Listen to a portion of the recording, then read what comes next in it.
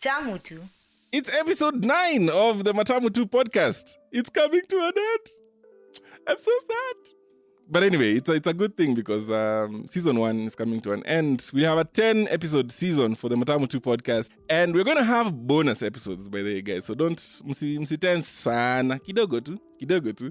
Welcome to Matamutu podcast. We're talking about chicken. Do you like chicken? With me, I have a guest. He's called Chef Michael James. This guy is so fancy. Mm-hmm. He's got a whole chef before his name. Welcome. Karibu sana.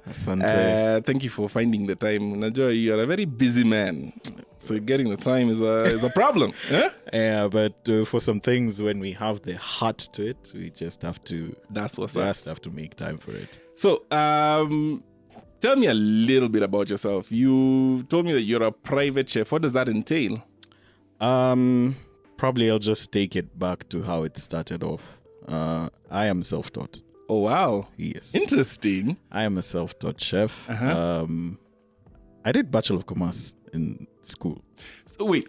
Hold up. Yeah. Commerce. Not even hospitality or tourism. Commerce. Yeah, commerce. So you're a man of numbers. I specialize in marketing, actually. Aha. Yes. So I feel like the marketing is what has also aided in me trying to put my brand out there. Yes. Yeah. So just trying to pick out all the things that I learned and, things of... consumer behavior and how people are going to, understand what I'm bringing to the table. So how did then commerce with a specialty in marketing merge into chefery? So while I was still in school, I had a passion for food. Yes. I had a passion for food. Mm-hmm. On my free days when I didn't have class, I would be on Food Network from morning to evening. So I would just be there watching Chopped, watching Iron Chef America, and I'm like, I want to be in the heart of this. So it led me to now, start practicing, because I remember there was an incident where I watched something and I had ingredients in the house. Yeah. I told myself, why not try this out? Yes. And it was almost the exact replica. I was like, there's actually something in this. So it bred more... I was more inquisitive about food and, how things result. And it just became part of me. Okay. Yeah. That is very, very, very, very cool. And we will get back to more about Chef Michael in a bit. But let's just begin with this weird and interesting fact I found out about chickens. Mm-hmm. A comparison of the chemical structure of the proteins that are preserved in the soft tissue of a T-Rex, the dinosaur leg bone, showed an evolutionary link between the T-Rex and the domesticated chicken. Is it? So this gives more credence to that theory that birds are just basically evolved dinosaurs, right?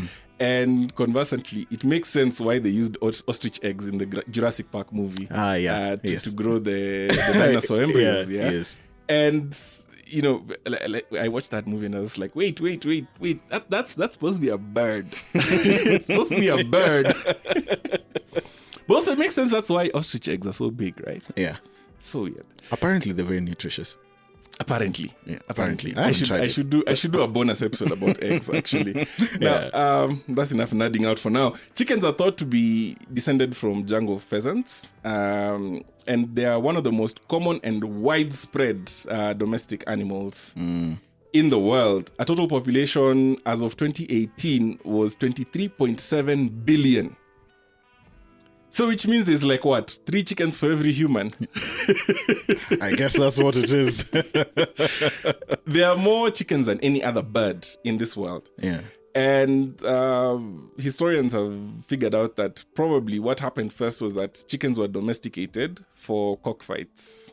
Not food. People just enjoyed seeing them fighting. Yes. And of course that's men. A transition was made in 4th century BC, around they call it the Hellenic era. And another interesting fact is that chickens in Africa, Americas, Europe, Middle East have been genetically traced to have originated from the Indian subcontinent. So from ancient India, they spread to Greece by 5th century BCE, and forward to Egypt and the rest of Africa in the 15th century. So there's hieroglyphics that mention the bird that gives birth every day. So that's chicken, right? Yes. So what's your first memory of chicken? That's actually very interesting because my first memory of chicken just dates back to upcountry. Yes. Because every school year, December, Christmas season, we'd go home. Of course. And the first meal we would always be given was chicken. Like the moment you land, grandma is just like, chase down that chicken. Exactly. And it was chicken. For me, the memory, I don't think I've experienced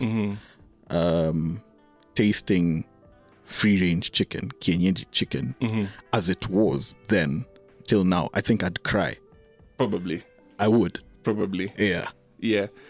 No, for me, I think my first memory of chicken, it's similar to yours. We'd always go home for the holidays. And I think the first thing I remember is that there was angoks in the boot of the car every single time. And it would really weird me out because I'm just like, why is there a live animal in the boot? Yeah.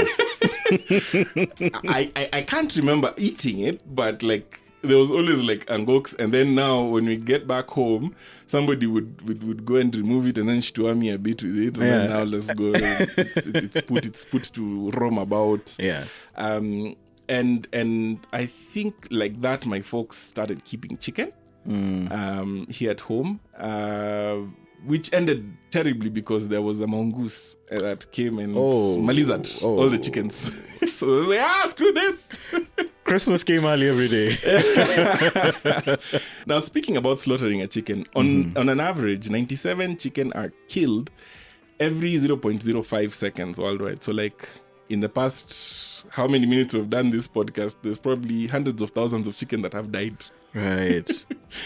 That's a lot of imondo. That's just, who knows where they go. That's a lot of chicken. 97 chicken every 0.05 seconds. Like, we love chicken as a world, yeah? Wouldn't we make them go extinct? Well, being that a chicken gives one egg a day. Yeah. And if that one egg is fertilized, it takes for 21 days for a chick. Yeah. And average probably 60-70% now that we have improved breeding techniques. 67% of those chicks will actually survive into maturity. Well, maturity is like 5 to 8 weeks in America. Here it can be maybe 12, slightly more, 10-12 weeks, I guess. Yes. 3 months, going to 4 months before they're sold off. So you're looking at it in that perspective, like each hen will probably give 21-ish eggs. If those 21 hatch into chicks, then you're looking at maybe 10-ish. Making it into maturity. So for each hen, it's doing times a factor of 10. So it's very hard for the chicken to go extinct. It's very, very, very hard. Very hard. Yeah. Very hard. Plus, the improved breeding has made it easier for chickens to be reared. Yeah, and I'm sure also so many people have those questions about, is it right? Now, I don't want to become Peter here, but how we raise chicken in Kenya. I'm going to speak about Kenya because we're here and we can relate to it. How we raise chicken in Kenya is what abroad they'll call free range, right? Yes. You wake up in the morning, you fungulia them, they go, they roam about, they eat whatever they'll eat, they come back in the evening. Yes. And there was a joke the other day. Now that the counties on the west side of Kenya have a 7 p.m. curfew, everybody's like, I can't come earlier than the chicken. I can't be in the house earlier than the chicken. Because generally chicken at around 6:30, 6:37, when the sun is just about to come down, they'll come back and roost by themselves, and you just go ahead and lock them up. You really don't have to do much. Yes. So how we raise them, it's more free range than anything. Of course, there's those people who will keep them in a coop and then feed them. Yeah. But every so often, even those guys will just let them roam about for a bit. So that one tends to be a bit more quote unquote ethical than the battery farms that they have in on the Western Hemisphere. Yes. Battery farms are literally the chicken is in a cage and it lives its whole life in the cage. All it's doing is you know, it's just laying eggs. Yeah. And then once it stops laying eggs at an optimal rate, it's slaughtered and sold. So there's here we're not too bad. We're not too badly off. I would say we're a bit ethical. The chickens are happy. That's why they're tasty. That is actually very interesting. Yeah, because chickens back at home, and even for places that I have visited, my family friends who are rearing chicken. Yes, they have interest. They have delicacies. Yes. So there are things that when they're fed. They talk of yellow maize or ugali. Ugali is they love ugali. Oh, they do. And they fight over it. Yeah. So straight up. Those are the things that actually make them more tasty.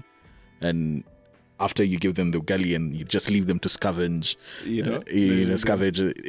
they taste better. They do. Their meat is more nutritious. It's like the mbuzis in Samburu. But I will get to those ones. Speaking of delicacies, yes. Gizzards back in I want to call it the 90s, early 2000s, were a preserve of the fathers. I don't know if I ever actually got a chance to eat a gizzard before I became an adult. Right. I don't think I did. I get that because I've experienced that before. It used to be you. No, that's not yours. You can't take that. You can't take that. Put it back. Yeah. Take the wing or take the back. No, the neck. The neck was for the kids. It used to be so hard to eat that thing. No, okay, well, yeah, it got better with the broilers, but like, the kienyeji, oh my God. Yeah, but it will keep you busy. Let me tell you, I felt like my life changed when I discovered that Kenchik sells gizzards. My life changed because for the first time I could actually eat gizzards. I was like, oh my God, these things are so good. Yeah, they are very, very and tasty. I totally get why gizzards have always been for the fathers. Now, speaking of kienyeji, yes, me, I'm sorry, and this is to all of you guys out there. Okay, kienyeji is the free range chicken. It's the one that's been roaming about eating whatever it can find. Me personally, as James, I cannot with kienyeji at all. What do you mean? First of all, why does it take like 15,000 chews to get that thing to be soft enough to be swallowed? I think it all comes down to the process. No, it comes down to the process. No, it doesn't. Because listen. My grandma used to, like, she was the same, like, when you arrive like this, there's a chicken that's chased down, it's slaughtered, it's chopped up very roughly and thrown into a clay pot, right? Yes. And then funiquad with probably banana leaves and then a heavy something on top. Yes. So it acts kind of like a pressure cooker. And then now she'll have it boiling. So like you'll arrive maybe at like 4 p.m. She'll kill the chicken by like 4:30. It's already, like the water was already hot. So it just needs to be plucked and whatnot. Yes. So like 4:30-ish, the chicken is already in the pot. And it will boil in that damn pot for like 3 hours. Yes. And still be rubbery. I don't understand. So maybe if I can bring in my experiences. Yes. And how, because you see, for you to be able to know how to prepare something, then you need to probably research about it, or just go to the heart of it and experience it. Yes. So the way we do it, and what I've borrowed is once the chicken is slaughtered, it has to be roasted first. So it is so the roasting is over. It could be over firewood or just kawaida jiko. Yes. What the roasting does, it's once you pluck the feathers, there's those fine ones, the bits that remain. Yeah? Yes. But now when you keep on doing it, the chicken roasts. The smoke flavors the skin of the chicken. Especially if it's some good firewood. Exactly. Good dry firewood. Yeah. And once it's flavored with the smoke, and then you boil it. Yes. For forever. For God knows how long.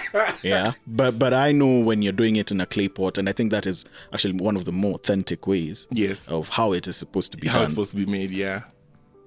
It's going to be 3 hours. Yes. Give or take, yeah. Yeah, 3 hours. But the flavor that you'll get from the chicken, the smokiness and, and however simply it has been done. Yes. Just onions, tomatoes. And sometimes you don't even need to add oil because they have so much fat. Yeah, they're really have fatty. So much fat. Yes. Fatty, yeah. And just with that, then you get to enjoy the chicken as it is. But when you talk of the chicken it's tough. You keep on chewing. It's rubbery. I just got to understand that there's so many types of chicken. Yes. So many types of chicken. So I don't. There's this chicken that doesn't have feathers on the neck. Ah, yes. What's it called? It's a neck what?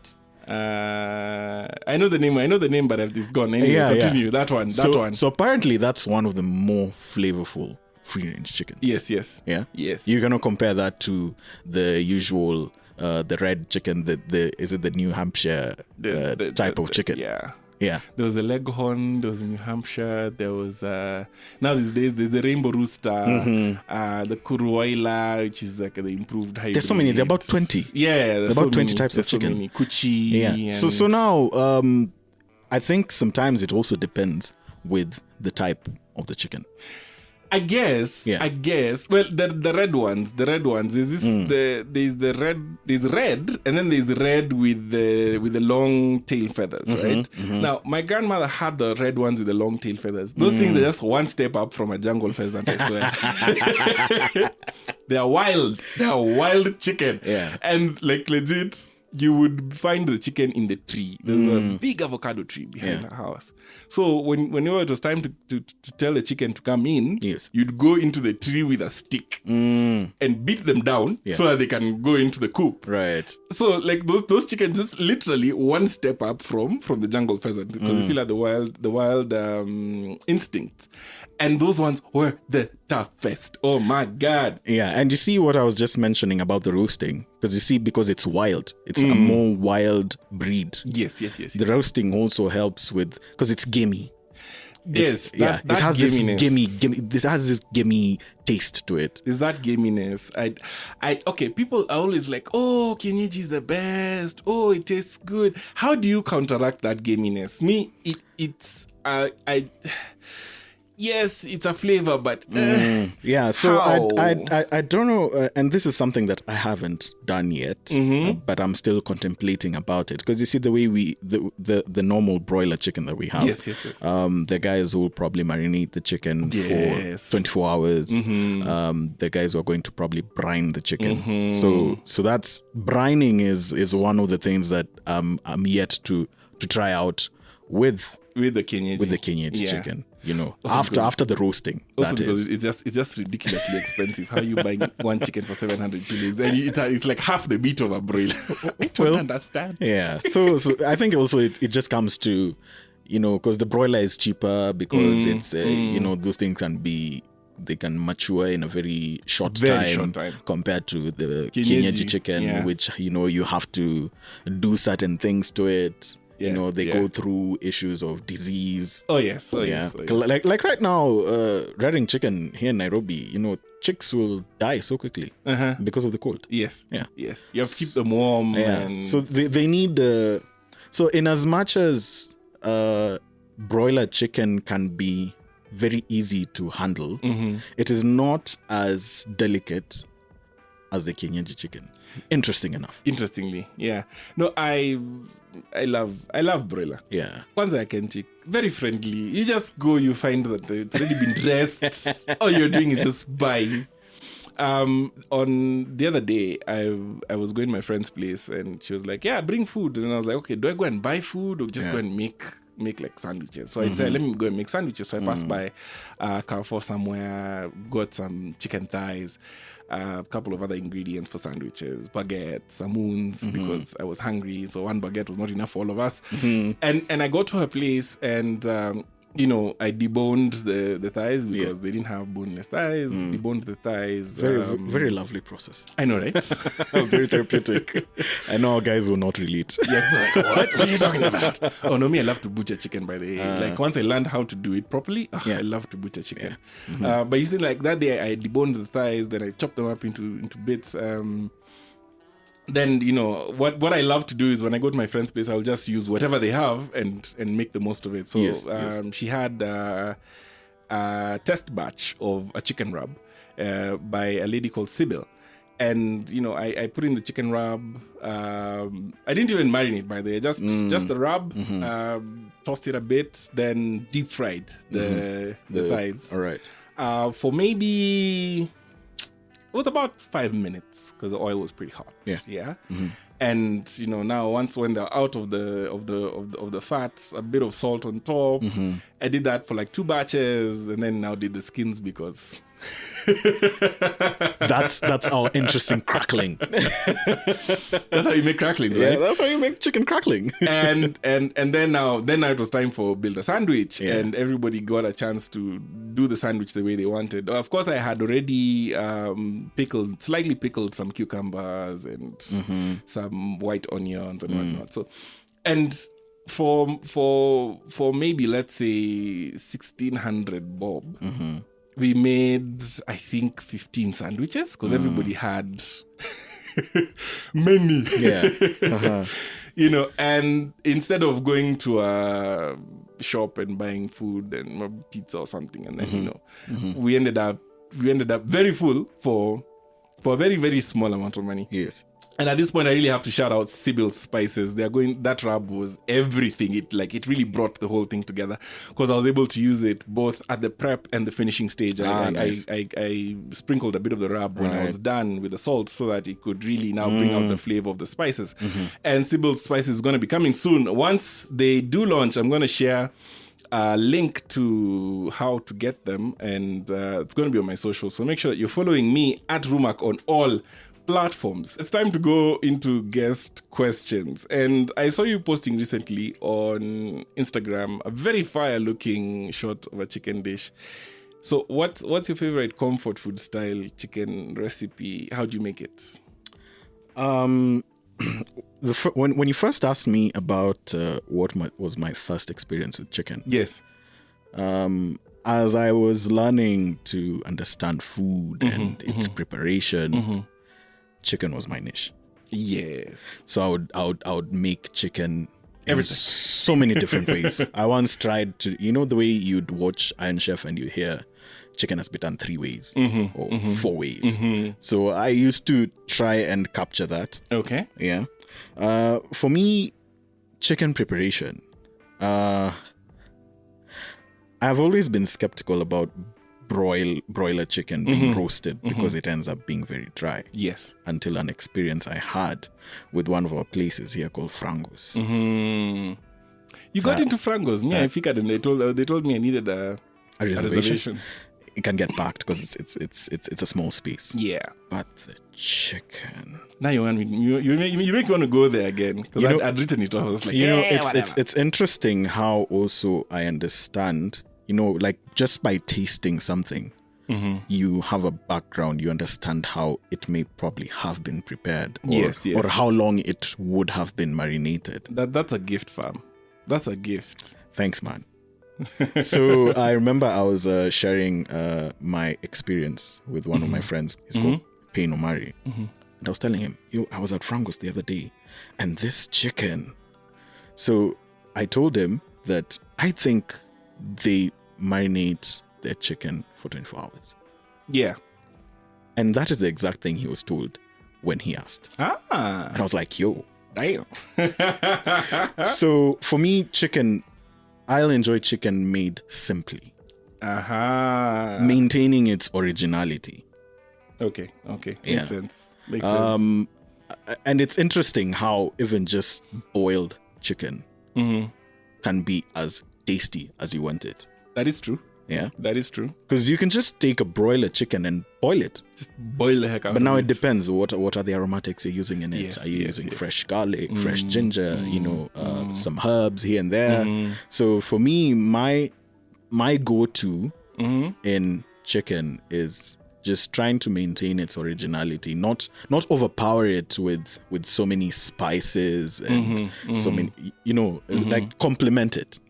Yeah, so that's how I've gotten to really enjoy chicken, and that's why, from the post you saw the other day, I really tried to not, do too much to it, and that was my experience with Indian spices. Yeah, so because I used the marsala spice, that really elevated everything in it. Okay, that's pretty cool.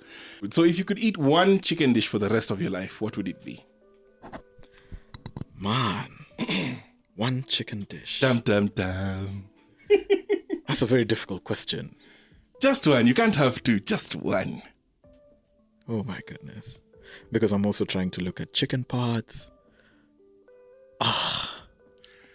Okay, I can give you a concession. It can be either a whole chicken or parts of the chicken. But it has to be just one of them. Either or. It can't be both. Parts, I'd go for chicken thighs. Yes, all the flavor, all of it. I'd go for chicken thighs. And there's this dish I've really tried to perfect. It's a red curry chicken bake. Okay, that sounds interesting. So you're using Thai red curry paste? Thai red curry paste. Bird's eye chilies. Yes. And the heat level is just it's already like Kuku. And but now you'll see how I'll counteract it. Caramelized onions. Okay. Red peppers. Okay. I'm waiting for the raita or something that you'll probably serve with, so that it can be.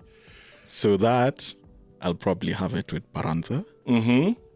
Or naan. Okay. And now to also just balance things out with the heat and all that. Just some Greek yogurt. Yeah, that's what I was waiting for. Some Greek yogurt to just now bring everything to life. I was waiting for the raita or the Greek yogurt at the end, because there's no way. Because you see, once you've baked it, yes, and then you add the Greek yogurt, yes, and then shake it, it ripples with the fat. Fantastic. I think that's what I would go to any other day. What's been your go-to pandemic recipe? Doesn't have to be chicken related. So an interesting thing with me, yes, is that I don't like recipes. Say that again? I really don't like recipes. But why? And this is so the way I've been coming up with stuff. When I'll decide, this is what I'm going to make today. Yes. Most of these things come to my head. I can be asleep, but at 2 a.m. in the morning, it'll just something will, and I have to wake up and put it down in writing. I like that. Otherwise, I'll forget it. I like that. And you see, the thing with the recipes, they're too limiting. Yes, they're too limiting. Yes. And you see, I cook the way I feel. Yeah. So like when we see also what the pandemic last year, it was actually between April and June. Yes. That's when everyone was cooking, everyone was baking. So for me, the pandemic, what I would really go to was something that's comforting me with the situation that's actually going on. Yes. And you see, when we're talking about things that are going to be comforting, I love sugar. At least you've accepted yourself. I love sugar. Yeah. And I would go for things that are sweet. So I would bake a lot. Yes. And you see, when I initially started this private chef career, I never was interested in baking. I was more of a cuisine person. But now baking has this different feel. It does though. Yeah? It does though. And if there's one thing that I would have to pick up from my learning during the pandemic, is a very interesting banana bread recipe. Okay. What does it have? So my banana bread has warm spices. Ginger. We have cardamom. Cardamoms. We have ginger. We have cinnamon. We have allspice. Where do you get your allspice? So I make my own allspice. Okay. Yeah. Continue. But there's a store at Village Market. They have the allspice. The berries. Yes, those ones. Those ones. Yes. Yeah. Yes. So they have the berries. Okay. Is it pimento? I think so. menthol, probably. Anyway, that we look it up. I'll look it up and put in the extra. Yeah, so they're the berries. So you can just crush those. Okay. But if you don't have it, then I just use cloves. And then to moisten it up, yes, I add plain yogurt. Okay. And then texture. Uh-huh. Walnuts. Hey, fancy man. If you don't have walnuts, you can just play around with peanuts, but I don't think it's not the same. But walnuts. Cashew nuts works. Yeah, because you know the thing with once it's baked, it has its different texture. Yeah, you totally. know. And then on top of the batter, I'll lay over banana strips. Hey, fam. Okay. So I put banana strips. And then I sprinkle brown sugar on top so that when it bakes, it caramelizes. Yeah. Bake that for 1 hour. Damn. Mad. That does sounds mad. Crazy. Yeah. Okay. It sounds expensive. It is. Because when we come and play around with walnuts, I mean, and I don't understand why such things are very expensive here. It's because they're all imported, yeah. Sad revelation. But we don't have to play around with the walnuts. We can just have it plain as it is. And it is very it must be fantastic. Very moist. Please, let's also not forget salt. Yeah, you have to have quarter teaspoon. Yeah, and an interesting fact I also got to learn is you can have bananas. They're probably not ripe. Bake them until they're black. So the bananas, they'll sort of like mash up. It'll be like a forced ripening. But it has to be bananas that are on the way. Yeah. It can't be bananas that are like green. They have to be on the way. Because you see, the thing with also the pandemic was that we're trying to get so many fruits and have a lot of vitamins. So you'll find we just bought bananas. We have to wait until they ripen. Just like So I'm like, let me force it. So it's very interesting. I will share this recipe with you. Please do. I can put it in on our show notes so that people can understand how good it is. Understand how good it is. Yeah, and it's very also therapeutic. Oh yes, for sure. When you're just baking and you're just letting the chemistry work its thing, work its own magic. Yeah. Cool. Now this is the part where you get to talk about what you're up to, so that people can know what you're doing. Right. So as you had introduced me earlier, yes, I'm a private chef. Yes, I decided to be a private chef during the pandemic. Okay, that was different. I know, because I was working in the restaurant industry, and then the pandemic came in. I got laid off. And I had 3 months of trying to decide what am I going to do with myself. Okay. Until an incident came up with one of my friends on Instagram. She's called Sheena. She has the handle Sheena's Kitchen. She approached me asking me about whether I know people who are private chefs. And I'm like, I'm jobless. And I can take it up. Holla. So that's how it started. And I got 2 clients. My clients are diplomatic. Oh, nice. So I think that was the onset for me. And once it started with 2 clients, this guy knows his stuff. His food is great. He has no qualms. He's very, built up in character. Referred me to the rest of their colleagues. I think I'm one of those booming COVID babies. Yes. That's what's up, man. Yeah, that's what's up. So during that time, that's how now I just decided to focus a lot on being a private chef. So what I do more of right now is meal prep for most of my clientele. So I'll go to someone's house. We'll discuss prior what they want to have for the week. Because, the way things are, people working remotely, you're on your screen the whole day. So I come in and, take up that time that you can't have to prepare meals. Yes. So I can prepare meals for an entire week. And when I'm not doing meal prep, I'm either doing gigs. Yes. So you'll find people have parties, get-togethers. So I come in there. So depending on your field, because I've had different clients who have... I recently had clients who wanted some fine dining sort of meals. Yeah. Okay. So I also do that. Oh, nice. Yeah, I previously also did a dinner Yes. With one of my friends, Dining with David. Yeah, I remember I saw that and I really wanted to go, but I was broke. Yeah, so I'm soon getting back to that. Okay. Yeah, so once you guys have seen the limelight, please save up. Save up. I can assure you your money will be worth it. Absolutely. Yeah, we're trying to see whether we're going to have a 4-course thing or a 5-course. Yeah, but stay tuned for August. August should be a big month. August. Yes. Good. Yeah. No, I had very rave reviews from people who actually attended the Dining with David. Like, mad rave reviews. Guys loved it. So I felt really bad because I couldn't make it.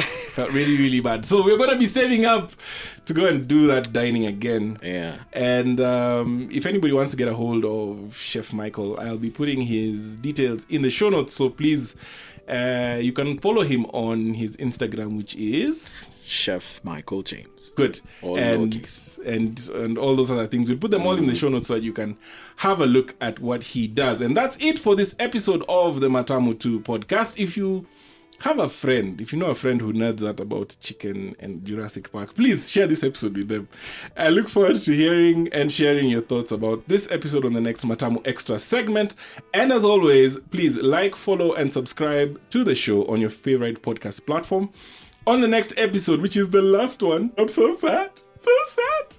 But it's going to be a good one because we're going to be talking about our national dish, nyama choma. Oh, so that one's going to be a good one. That's going to be a good one. So please make sure you're following so you don't miss when it comes, when it drops. And that is the end for now. I wish you all a fantastic time. Stay classy and chills.